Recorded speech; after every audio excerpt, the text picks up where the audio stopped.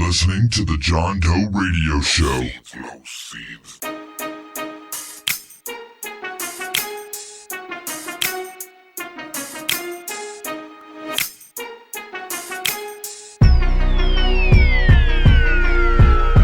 Welcome to the John Doe Radio Show. I am your host, John Doe. Thank you very much for joining me this week. I hope you had a fantastic Thanksgiving and you stuffed yourself full of turkey and gravy and stuffing and mashed potatoes and green bean casserole. And I'm just going to list off everything that I ate for Thanksgiving.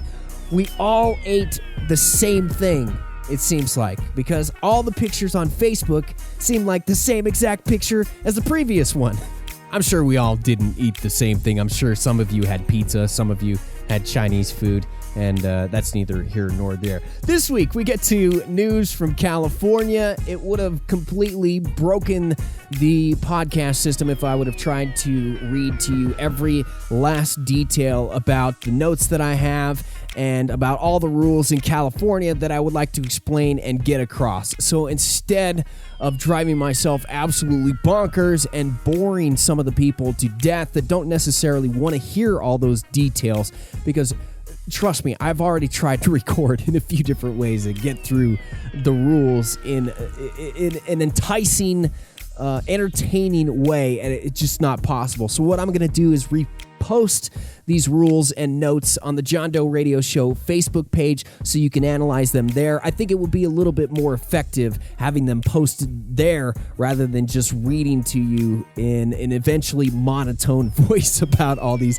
crazy rules. But there are important rules that need to be pointed out and some things that need to be talked about. We get to that. Also, Jeff Sessions and his stance on cannabis and the federal policy on cannabis, and if anything's changed, and what his current position, because it seems like it keeps going back and forth between I'm going to stomp you and no, we're going to stick to the Obama era policy, and but I can still squash you at any time. So how serious is he about coming after us, I guess is what it comes down to. Then some news from states like Montana, Texas, Michigan. Testing becoming a very big news story in the cannabis industry, and fraud and pay-to-play going to be something that comes up again and again here in the near future as rules especially start to roll out in California, Montana, other states. We also talk about Alaska in that whole cannabis testing fishiness and how that's coming up there too. Now, I'm not going to lie to you, putting together and trying to figure out how to present the California rule announcement and everything that's included in there and fit it all into one comfortable package almost did me in this week. I almost said "fark it" and threw up the papers everywhere, walked away, and came back to the show tomorrow. But I said, no, you can't do that because we don't have time for the rest of the week to produce the show, so you got to do it now. There's probably close to 2 hours that I deleted in recording regarding this whole thing, just to give you insight about how this almost wore me down. So I sat down and buckled down and finished this show for you. It's not completely up to the standard as far as the news I wanted to be included in this, because there are still a few news stories like some job opportunities, real estate, and basically some overhauls in probation and parole that are happening in places you didn't necessarily think that they were going to happen. People that are being allowed to use medical marijuana that you didn't think would be allowed to use medical marijuana. But we'll get to that next week, future podcast, because I'm serious with you. And people involved in the California cannabis industry trying to grapple with these rules and understand it, they'll tell you. Oh, they'll tell you. This shit is crazy. Some of these rules, you just really have to be crazy enough to want to dive into them and understand them all yourselves. You have to want it so fucking much to understand it, or at least hire a lawyer to tell you what you're fucking doing wrong. Let's get to it. It's the JDR.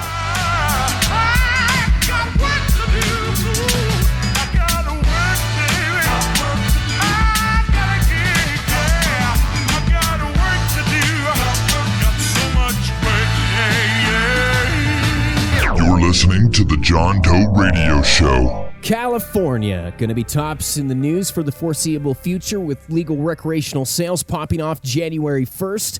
There are a billion pages of rules to get through. Well, not quite a billion pages, but hundreds and hundreds of pages, and it would be ridiculous just to read you verbatim from those pages. Something that would interest me, something I do love to do, is sit there and read through all these rules, try to understand them. But I did come up with a list from a law group, and I also came up with a news story here for you. Let's do the news story real quick. California released long-awaited rules that will govern the state's emerging legal marijuana industry while potentially opening the way for larger-scale cultivation that some fear could strangle small farm growers. The thickest of emergency regulations, by the way, it must be noted that these are pretty much emergency regulations. They're not finalized. And something that I'll get to in a minute from the law group list of things are what you can and kind of can't do. So let's finish up a story first. The emergency regulations allow the state to begin issuing temporary licenses for growers, distributors, and sellers on January 1st when recreational sales become legal. They provide a regulatory roadmap for business operations, from licensing fees to establishing guidelines for testing, growing, and distribution of marijuana in what is projected to be a $7 billion economy, the nation's largest. As for infused munchies, edible products cannot be shaped like humans, animals, insects, or fruits, according to a summary of the rules. And if you are thinking about alternative transportation for that pot, don't. It's prohibited to use aircraft, watercraft, drones, rail, human-powered vehicles, and unmanned vehicles. Which, that news story kind of threw that in there for they threw that in there for sensationalism. We'll get to those rules. Maybe not specifically some of those rules today, but as time goes on, I'm sure we'll talk about almost every rule that is out there regarding cannabis in the California market. Something that I did want to note, it is, and I was going to note this and I probably will note this during the lab stories, it's $125,000 for a lab to have a license in California a year. So every year, renewing that license costs another $125,000. Now, you might be asking, what the fuck is the $125,000 for? And I'm saying the same thing. The same thing was said here in Colorado at the very beginning when all these regulatory fees were paid, and then the Department of Revenue, specifically the Marijuana Enforcement Division, went out and wasted a ton of this money and acted like they were drug kingpins. They bought everybody that worked in the office SUVs, or didn't technically buy them SUVs. And I don't know if it was everyone in the office, but they bought a bunch of SUVs for the office, brand new nice SUVs, bought everyone like these super expensive office chairs, decked out the office in really nice. And it was probably like walking into, a palace, the Department of Revenue the Marijuana Enforcement Division palace at that point in time. And it got them into a lot of trouble, and there was a lot of backlash to come out of that. I think there were some fees that were changed out of that, and then now, or right after that, when you walked into the Marijuana Enforcement Division office, it's just like walking into a plain white room with folding chairs and folding tables. Literally, that's what it was like for the longest time after they got into this trouble. Now, they have a permanent office, and it looks like just a regular government office. But that's to be noted, that a lot of this money here in Colorado for the regulatory process looked like and was probably being completely wasted. So the fear in California is that that'll be the same thing happening there. One thing, though, and I talked about this, and I'm not sure where I'm going to place the...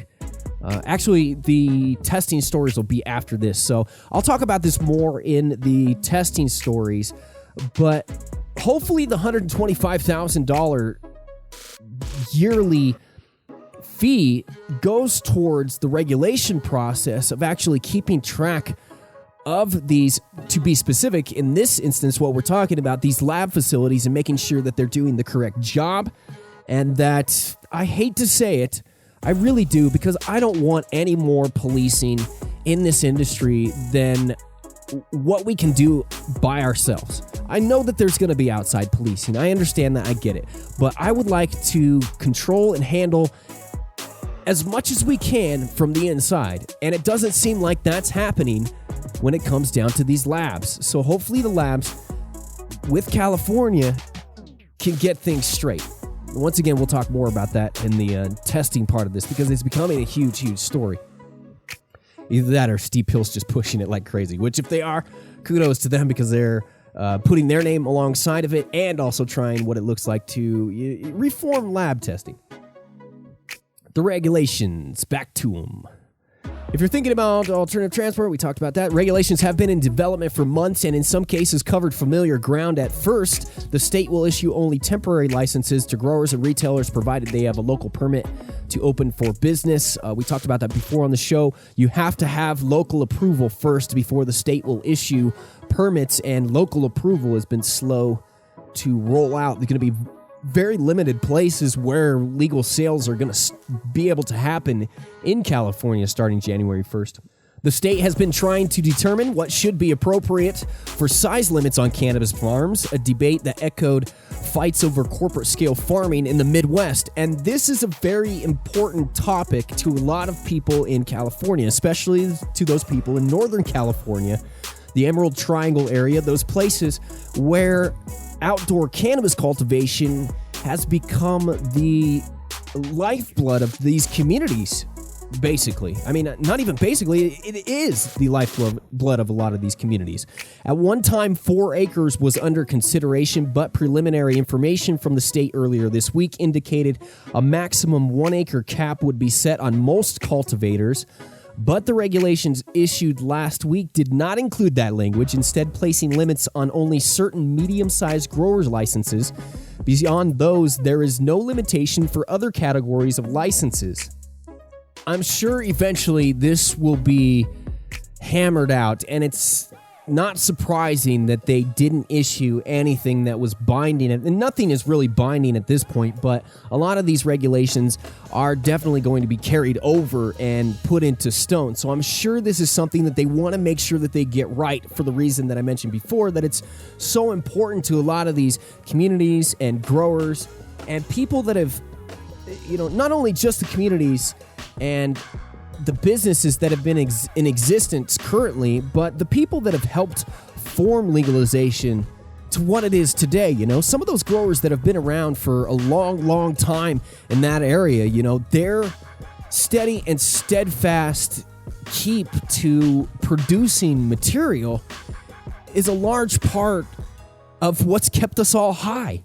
I mean, even if you didn't get your supply from that area, it's just the whole idea and just everything about our whole culture.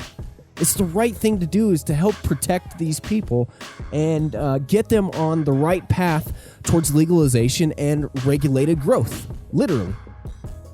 I hope it can be done. Nobody's going to be 100% happy with the rules that are hammered out. It's just not how it works. Regulations, we already talked about that. Hezekiah Allen, executive director for the California Growers Association, said the rules appeared to allow large businesses to obtain as many licenses as they could afford, opening the way for vast cannabis grows that could threaten the viability of small farms along the backbone of the state industry. California could have just opened the door for well-capitalized interests to really jeopardize the success of the marketplace, says Hezekiah Allen. So there's the news story that I wanted to get to you guys. This second part, as I started recording, became the most ridiculous, boring, cumbersome thing to get through that I can't just go one by one with this list that I have. I wish that I could, and I would love to sit down here, but no one would be with us at the end of this recording. Absolutely no one. So let's first go over the felony exclusions, because I think that it's very important. That's probably one of the biggest things that a lot of people are looking for is, what if you've done anything in your past, what will eliminate you from being involved in the cannabis industry in the future? Because I had to go back and completely erase what I had before. I almost fell asleep listening just to the first minute and a half of what I had recorded. Jesus, crime in California. Boring. but it's important. All right, the exclusions for felons to work or own a cannabis business in California are somewhat convoluted if you have anything other than a simple drug offense. In order to own a business, and to a lesser extent work, it entirely depends on a case-by-case scenario and analysis of your situation by the regulating agency, and generally falls back on excluding people with violent felonies and felonies regarding financial crimes, including embezzlement and theft. So, once again, this is going to be largely a case-by-case basis when you apply, whether it be for a business and to a lesser extent to work in the industry. There probably will be some cut and dry rules that are formed to whether or not you're given a badge, as we say here in Colorado, to work in the industry. But as of now, it's important to note that any drug crime that doesn't involve violence is not alone considered a substantial enough reason to refuse you a license unless the crime is a felony conviction for drug trafficking with enhancements. And the two sections that they list for enhancements, I went and looked them up, and the first section deals with serious offenses regarding PCP, heroin, or meth with certain weight and other things. You had to really get... I mean, your life had to really take a turn to get jammed with some of these enhancements. And as I say that, I'm thinking that really shitty things happen to good people, and maybe you got stuck with something. Maybe it's not necessarily your fault, and the system's just fucked. Anyway, reading through some of these rules, I'm like, holy cow. On the second part of the enhancements that would exclude you deal with weight enhancements, mostly regarding heroin, meth, PCP, etc. So once again, any drug crime that doesn't involve violence is not alone considered a substantial enough reason to refuse you a license. That's basically reading verbatim from the rules. So that should be a huge momentum booster for a lot of people that have previous offenses, particularly cannabis offenses. I understand completely. From the bottom of my heart, I understand how important some of these rules are to you and your future. The rules also list the same exclusions Colorado has in regards to how I was granted my working license. If a cannabis felony you received is no longer a felony in the place you received it, you will be considered. It's pretty much the same exact rule copied and pasted into California. It also looks like it will be very important to show that you've been rehabilitated and to document the positive things you've done in regards to your case to be granted a license. So if there are questionable things as a part of the license process that they're looking at, from what I see, there are avenues for you to be able to defend yourself in writing, basically pleading your case to the agency to be granted a license. That's a huge positive thing. I don't know, I can think of a better word. Huge positive thing. That allows you, your own voice, to get on your knees and beg for your license and beg to be included in this industry, for lack of a better way to put it, because that's kind of basically what you're doing, and it's sad that that has to happen. I get it. All right, I've been through this. There's not a lot of people that you can talk to that understand this more than I do. So I'm with you on it. I think it's bullshit in the first place. I don't think that a lot of these rules should be included. Excluding people like yourself, like myself, like the growers in Northern California is an absolutely horrible idea. The people that have helped create this industry and have been the backbone to reform and to getting us to this point shouldn't be tossed out or shouldn't be looked at lightly. And it's frustrating. But the positive thing is that some of these rules are changing. In particular, the things that I've mentioned to you here, that drug crimes not being the specific reason to exclude you. There's also, I've mentioned before, Oakland having licenses that they're going to reserve specifically for people who have cannabis offenses, previous cannabis offenses. And then in other states that are legalizing, Massachusetts trying to make path for people not only just with cannabis offenses, but minorities with previous cannabis offenses to be able to build a business and work from the situation that they're in, having that offense. Fence and offense are a different thing. You know what I'm saying?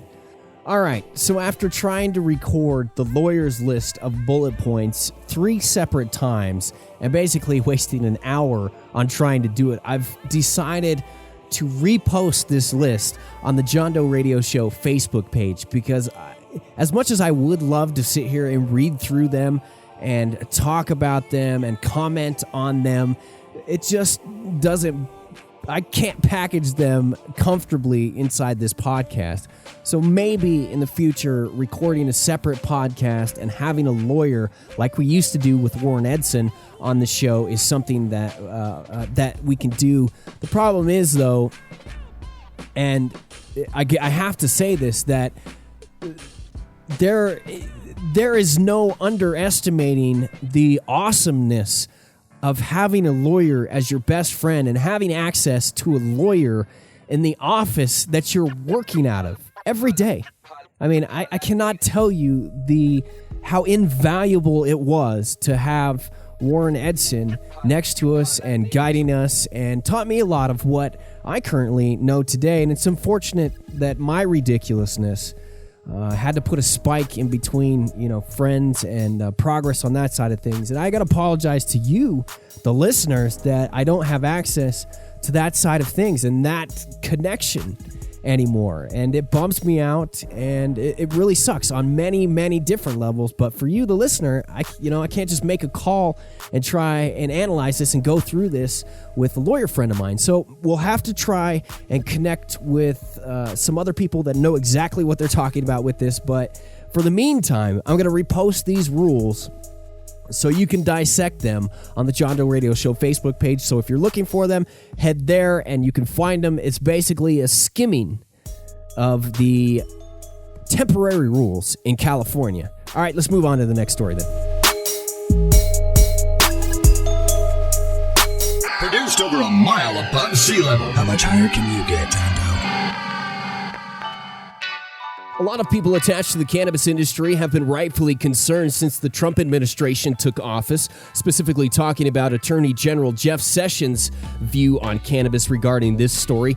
With Trump specifically, I don't think he gives a damn about legalization or medical marijuana. In fact, if it weren't for him being a Republican president, quote-unquote Republican, because that's the path that he felt was easiest to get to the presidency, I think it was a business advertisement for him to run for president all these years. And then, oh shit, he actually stumbled into being president, and somehow this country, moronically elected this guy and put him into office. But that's neither here nor there. If it weren't for the views of his base, I think that he would actually support cannabis legalization. I could be completely wrong, but it just seems to me, from what I've seen and the type of person that he is, that would be something that he would go for.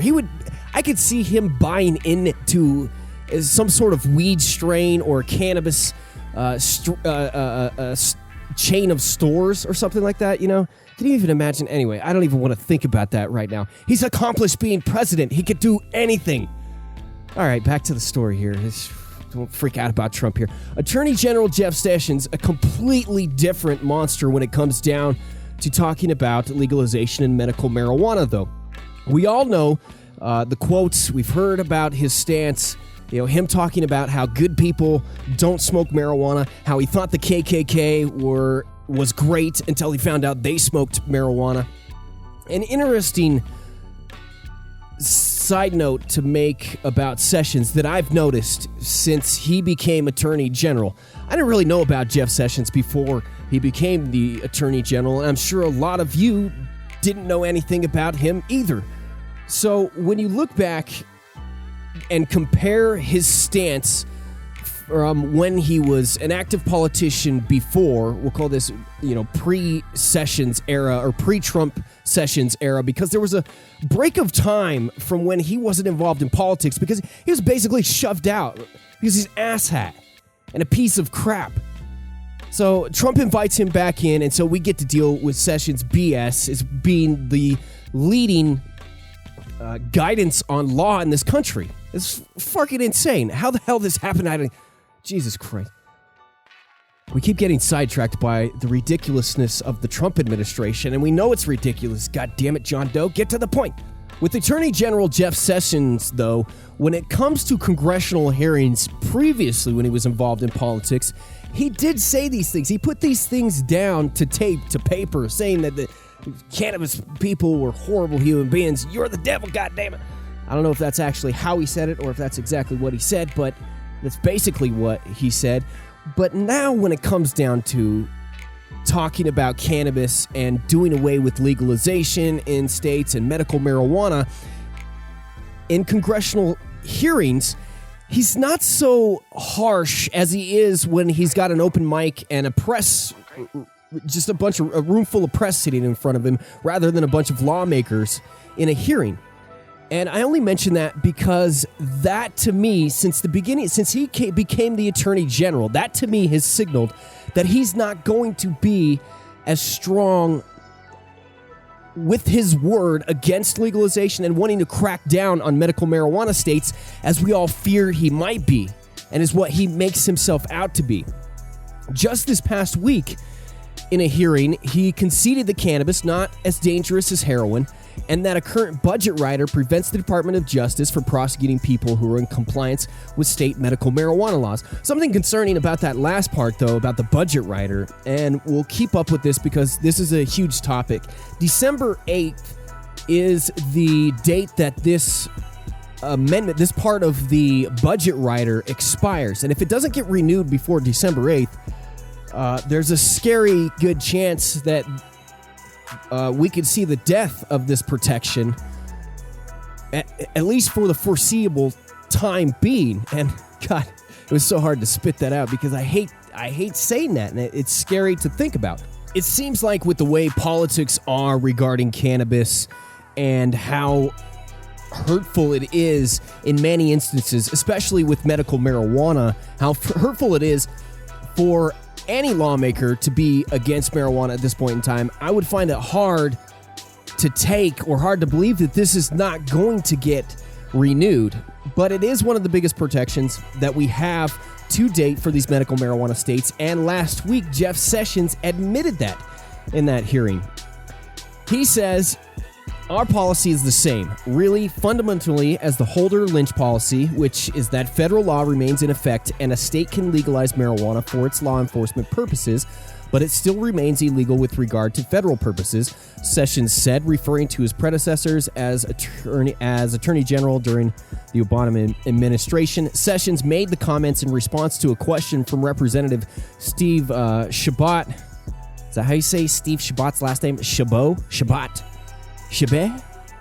The Republican from Ohio, during a House Judiciary Committee oversight hearing. Later, Sessions said, I think that's correct when Representative Steve Cohen from Tennessee, a Democrat, argued that cannabis isn't as dangerous as heroin. Under current federal law, both are classified under Schedule 1 of the Controlled Substances Act, a category that's supposed to be reserved for drugs with a high potential for abuse and no medicinal value. As Attorney General, Sessions has the power to reschedule cannabis. Also, during Cohen's line of questioning, the Attorney General said, I believe we are bound by a federal budget rider that bars the federal government from spending money to interfere with state medical cannabis laws. A federal court ruled last year over Justice Department objections that the rider specifically bars prosecution of patients and providers who are acting in accordance with those laws. Earlier this year, Sessions sent a letter to congressional leadership asking that they not continue the annual rider into the next fiscal year. Sessions, a longtime vocal... Whoa. I went to go swipe up on my news page there and swiped up a little bit too enthusiastically. Sessions, a longtime vocal opponent of marijuana legalization, has previously said that the separate Obama policy on state marijuana laws remains in effect while the Department of Justice reviews potential changes, but has not before so clearly tied the Trump administration approach to that of his predecessors. So just to be clear, he stated in this hearing, and I know it's been just a crazy up and down wave of a time in regards to Sessions' thoughts and how he's going to approach, and I think he wants it that way. He wants you to be scared, and he wants you to be worried and shaking in your boots when it comes down to this. He wants states like Maine and the governor to veto legalization and not implement framework for legalization and not implement sales for legalization. So what he's doing technically in a lot of ways is working. I don't think that there's a whole lot of paths towards undoing legalization and undoing medical marijuana that, number one, works, period, end of story, that you could possibly put the genie back in the bottle, and two, that would be successful under most politicians' careers.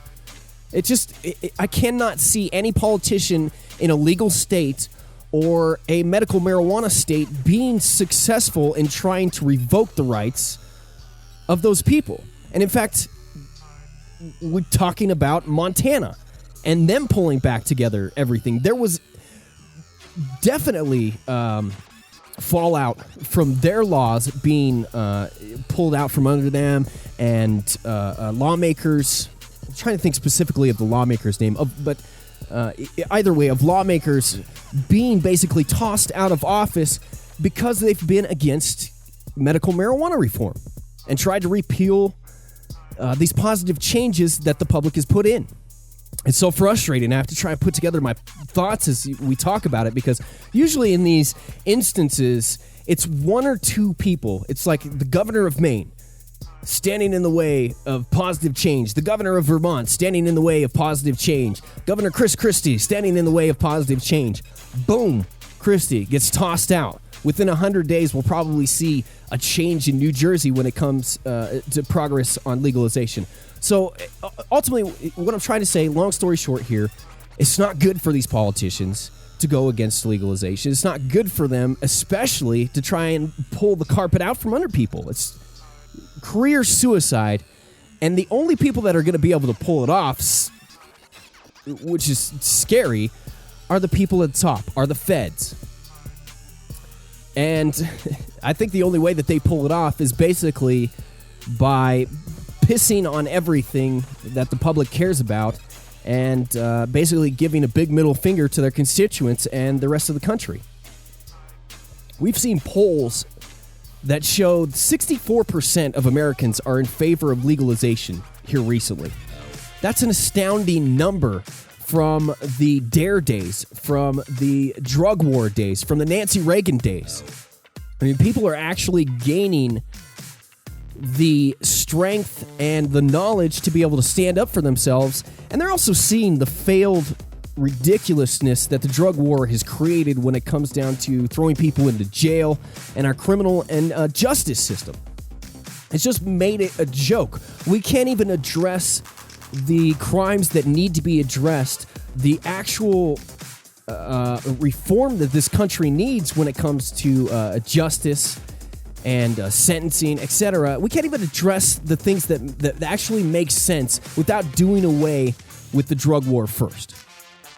It's just, we're so piled deep in the BS that the drug war is and has created in our system that getting away from it is the only way that we're going to be able to fix anything. All right, I'm starting to ramble on with this. Let's finish up this story. Under the so-called Cole Memo during the Obama administration, named after the former Eric Holder deputy who authored it in 2013, the federal government set out certain criteria that, if followed, would allow states to implement their own laws, mostly without intervention. Those criteria concern areas like youth use, impaired driving, and interstate trafficking. An interesting side note to put on the Cole Memo is I've worked in a few places, and I've seen at a few places where if you've worked in cannabis, that you've had to sign you basically had to sign the Cole Memo, saying that you were going to abide by it, along with the other regulations that the cannabis company or whoever you're working for has for you, state, their policies, etc.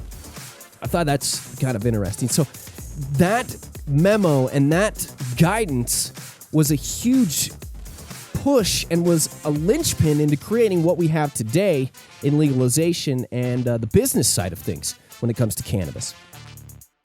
So I mention that because it's important. It's so extremely important to so many people. And some people just, whether or not they have that memo, whether or not Sessions says he's going to come after you or not come after you, they're still going to do it. That's why it's impossible to put this genie back in the bottle.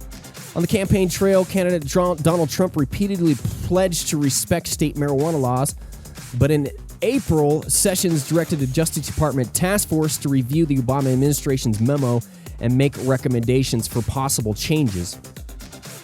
So let's not freak out yet, because I know there was a lot of news this past week about how Jeff Sessions was waiting for the Rohrabacher Amendment to expire, and then he was just going to slam down on everybody. In fact, there was a lot of media scare on that. I saw that story as like the number one story for most of this past week. And the headline was, Holder waiting for the Rohrabacher Amendment to expire to slam. Basically what I just said. But that's silly. It's the same comments I'm pretty much explaining to you now, and just not trying to sensationalize it that much, which it doesn't need to be sensationalized. All right, moving on.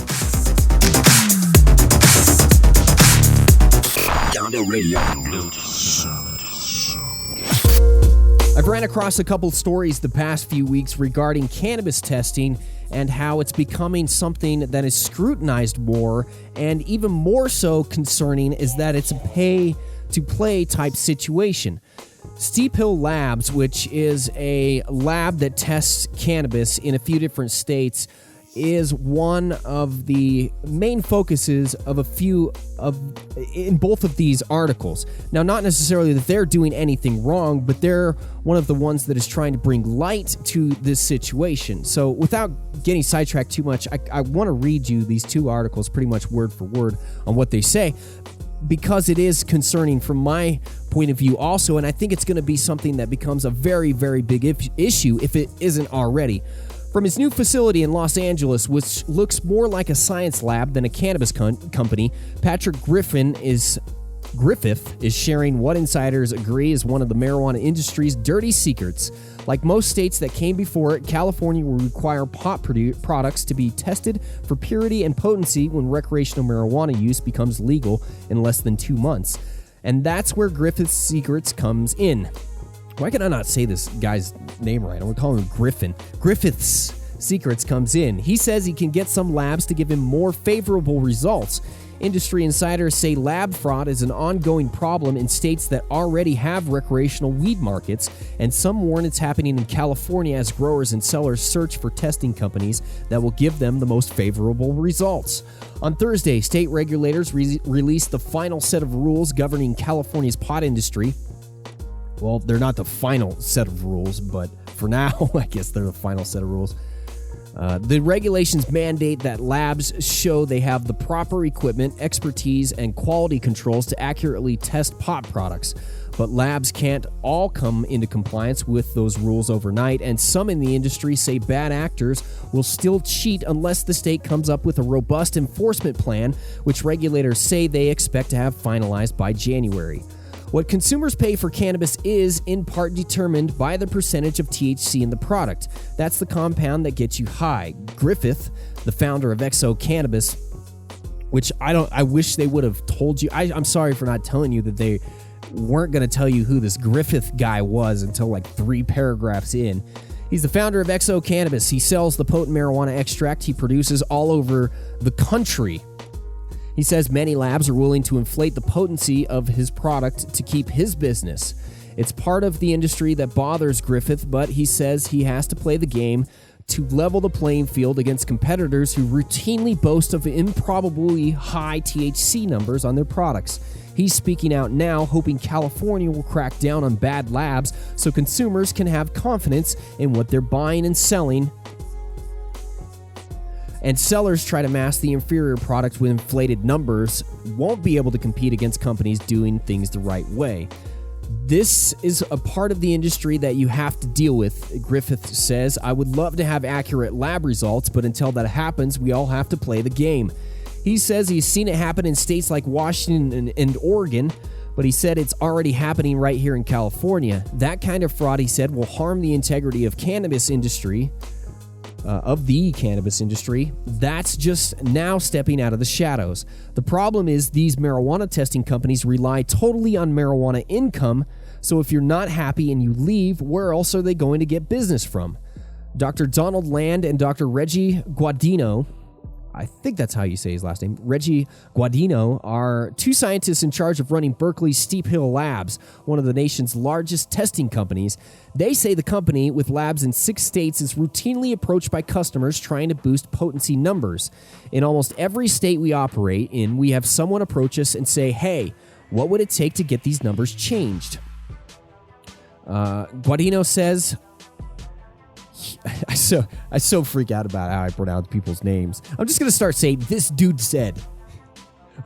He says that he tells customers to find another lab, and in many cases they do. Steep Hill says they nearly pulled the plug on their lab in Washington State because competitors were so willing to fudge the numbers and were grabbing so much business. This is a huge financial incentive to give growers what they want to hear. A data scientist named Dr. Jim McRae studied this phenomenon in Washington and found that labs returned the highest THC numbers did indeed get more business. The state later tightened its oversight and suspended 3 labs. 2 of those labs have since had their certification reinstated. But it's not just Washington, the Steep Hill scientists say. We also have a lab in Alaska. We have a lab in Albuquerque. In both of those markets now, we're also seeing labs coming in, not failing people, and elevating potency labels and grabbing market share. The next story I'm going to read involves Alaska. With buckets of money on the line in California, Land said the same thing is bound to happen here. It will absolutely happen in California. People will try to do that because it's a way to make more money. Fraud isn't the only reason why labs might be giving out bad test results, though. Steep Hill says it's spent millions of dollars on equipment so they can produce accurate results. But some labs, Guadino says, are cutting corners to save money or don't have scientifically sound procedures in place. With the help of Griffith and his marijuana extract, NBC's Bay Area's investigative unit put some of California's labs to the test just to see how far they have to go before consumers can trust the label on the package accurately describing the product inside. Griffith took a batch of his marijuana extract and divided it up into 20 separate samples. To ensure each sample was uniform, he used a machine to stir the extract before pouring it into individual containers. NBC Bay Area took 10 of the samples. Griffith took 10 for himself. On different days, NBC's Bay Area and Griffith requested potency tests at labs across the state. The goal was to see how much variation exists from lab to lab. The experiment also aimed to find out if the same lab would produce one set of results for the NBC Bay Area sample and another set for Griffith's sample. All of the samples came from the same batch. Griffith said good labs should return THC percentages within 5% of each other. Some variation between labs is normal given differences in equipment, calibration, and testing protocols. Most labs turned the results around in 2 to 3 days. Some did so in just 24 hours. The first result came back with a THC level of 66%. The next came back at 80%. In the end, NBC Bay Area's 10 samples came back with THC percentages ranging from 64 to 83%, a 19-point spread. It's an outcome that Guadino and Griffith predicted before the results came back. You will find widely varied results probably, Guadino said, as different as 10% or more. When Griffith's results came back, it was revealed how the same lab tested 2 samples from the same batch. Some of the results came back relatively close, while others had a greater variation. One lab measured Griffith's sample at a THC percentage 23% higher than the NBC Bay Area sample. In a written response to NBC, the Bureau of Cannabis Control, BCC, said the results illustrate exactly why the industry is in need of regulation. At a Cannabis Advisory Committee meeting, the first of its kind last week, Bureau Chief Lori Ajax said the agency is aware of testing lab issues cropping up in other states. She says, we've heard lots of concerns about inaccurate test results, so we're hoping with how we've outlined requirements for labs, we'll minimize fraud. I need a drink here. A drink of water, I'm sure you need a drink listening to all this too, but I don't drink. Just drink water. Ajax said the Bureau will keep a close eye on labs to make sure they're playing by the rules. We've hired scientists that will be evaluating every license application we get from the labs. They'll also be going out to the premises to make sure that they have the right testing stumbled over the 10-point word. Methodologies. in place standard operating procedures, and we will be continuing throughout the year conducting these inspections and audits to ensure that we're getting accurate results. In addition to inspections and audits, Ajax said the agency will have its own lab that can be used to independently verify test results if the need arises. They haven't found a lab to partner with yet, but Ajax says that that will hopefully occur in the next few months. Those in the industry tired of seeing problems with labs say strong oversight of a budding test industry can't come soon enough. Everybody knows there will be bad actors that cheat, Land said. I think the mechanisms will be there to catch them. Hopefully they get implemented quickly. Moving on to the next story, this one from Alaska. A committee will look at issues regarding the testing of cannabis products amid inconsistency in potency results from different labs, Alaska's top marijuana regulator said. Erica McConnell, director of the Alcohol and Marijuana Control Office, told Anchorage television station KTVA she didn't know how long that process would take. McConnell, at a recent Marijuana Control Board meeting, recommended a review of testing regulations, citing, among other reasons, evidence of a significant deviation in potency testing results of the same product by different labs, just as we talked about in the previous story. Brian Coyle, CEO of Steep Hill, Alaska, one of 2 testing labs in the state, said THC results from customers who got samples tested at both labs were higher in all 16 samples tested by the other lab, Cannatest LLC, and in some cases significantly so. High THC is what the customers are seeking. The retailers want it, the cultivators want it, so they can sell their product for a premium, and that's what brought us to this situation, Coyle said. Steep Hill also retested products it bought from retail stores and said it found variations. The inconsistencies are greater than one would expect between 2 different labs, Coyle said. Jonathan Rupp, Cannatest's scientific director, said he has questions about how Steep Hill conducted its tests, but also wants to figure out why the results are so different. His lab said he would never inflate THC results for financial gain. Cannatest, in a statement it posted online, cited a number of potential factors that might contribute to the reported discrepancies, but said that without direct cooperation between labs, any differences are difficult to determine. Steep Hill has suggested, among other things, using equipment at the state crime lab as a third-party check of test results coming from licensed marijuana testing labs. This is just the tip of the iceberg, like they've mentioned in both of these news stories. I don't want to drone on for too much longer about it. These stories have said pretty much exactly how I feel about the situation, that it needs to be rallied, needs to be got under control. I thought in Colorado that testing here was going to be one of the largest catalysts of change and quality into the future, and it really just hasn't. I mean, it's been more of a pain in the ass for a lot of people than it has moving the industry forward. Now, granted, there's been protections in keeping pesticides and other things out of the hands of customers and out of the bowls of customers, and them not smoking it or ingesting that. But just as we mentioned in these 2 articles, what if those test results are fudged? It's something that we're going to be paying attention to a lot in the future, and it looks like, hopefully, a lot of change will be coming. John Doe Radio. Let's get some big bucks. Stop it all. What if I get 2 of my gas? The Rammies are coming to steal your stuff. I'm going to jam a few stories together here regarding state reform news. First, we'll start with Montana.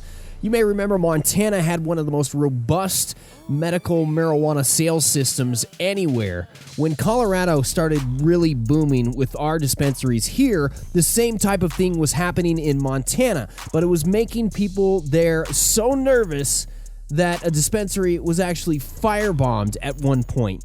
Google it. It's true. I'm not lying to you. Dispensary firebomb Montana. So the whole framework of their regulatory system was broken apart, and now they're trying to put everything back together. There are proposed rules to put that framework back together currently, so if you're in Montana, you have concerns about Montana, make sure you stay involved. One of the biggest concerns of the proposed rules that they have my biggest concern, and should be yours too, going backwards regarding the felony and people with drug offense exclusions in Montana. If you have a drug offense, you will not be able to work under these proposed rules, so make sure you stay on top of that. In Las Vegas, the State Gaming Policy Committee is going to be discussing whether there's a possible point of entry for recreational marijuana among Nevada's tourism assets. It's going to be a tough sell given Nevada's regulator's stance on marijuana in the past. On one hand, you have supporters who see Nevada's new legalization of pot use as another draw for the city. That draw could be, pardon the pun, this article is just filled with ridiculous cannabis puns. It could be blunted by California's own advances in legalization, but this is Las Vegas, where what happens here stays here. On the other side are those who point to the federal government's view that marijuana is still illegal by statute. That's why the Nevada Gaming Control Board and the Nevada Gaming Commission have warned gaming licensees that they should not involve themselves in marijuana business. It isn't likely that stance will change after the Gaming Policy Committee debates the issue, but stranger things have happened, and the concept of marijuana lounges appeals to many. There does appear to be a potential opening that would permit the appearance of marijuana in resort settings, and that's one of the topics that will be discussed. The marijuana business is in its infancy, and like most industries, can benefit from conventions and trade shows among entrepreneurs with a like interest in growth. Las Vegas is the nation's leading trade show destination in North America and already hosts more than 21,000 conventions and shows a year, some with unconventional products and topics. The committee has invited the CEO for Marijuana Business Daily to talk about the industry events like Marijuana Business Conference and Expo or MJ BizCon that brought more than 10,000 people and 700 vendors to Las Vegas earlier this month. The committee will also talk about events that don't involve the sale or use of cannabis and taxation and how everything fits into all of this. That's the update on Las Vegas. In Texas, medical marijuana sales go into effect in just a few weeks. The Texas Department of Public Safety is overseeing the compassionate use program. Workers there for months reviewed dozens of applications by companies wanting to legally grow medical cannabis in Texas. Only 3 licenses have been issued. The first went to a consortium or a company called Consortium Texas on September 1st. Another permit was issued to Compassionate Cultivation, which is growing plants in a more than 7,000 square foot warehouse in Austin. The company is holding a dedication ceremony at its facility next week, marking progress. That means medical cannabis could be available by early next year. That's extremely exciting news for Texas, regardless of how limited it is. It's progress forward. Next up is Michigan. A petition to legalize recreational marijuana in Michigan is one step closer to the ballot after the Coalition to Regulate Marijuana Like Alcohol announced it would turn in 360,000 signatures to the Secretary of State.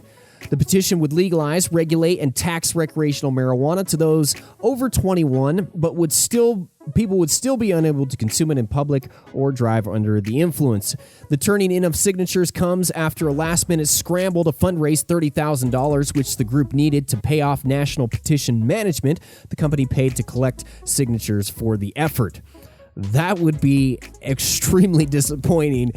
Is that even ethical? I don't even know how that plays out. Like, does the company hold the signatures ransom until you pay them? That's a crazy situation. They said traditionally, successfully, Michigan ballot proposals raised about $8 million. So far, the group has raised and spent about $1 million, but knows it needs to raise more to educate Michiganders about the merits of the proposal. He said this person who's quoted in the article said national opposition groups could target the state. And that is your cannabis reform state news of the week. On to the next.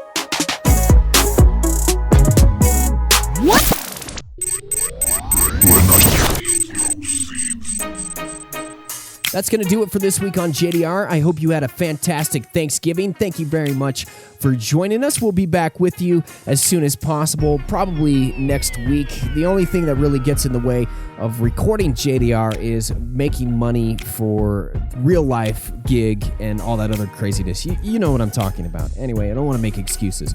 Thank you very much again for hanging out with us. Until we meet again, I'm John Doe. See ya.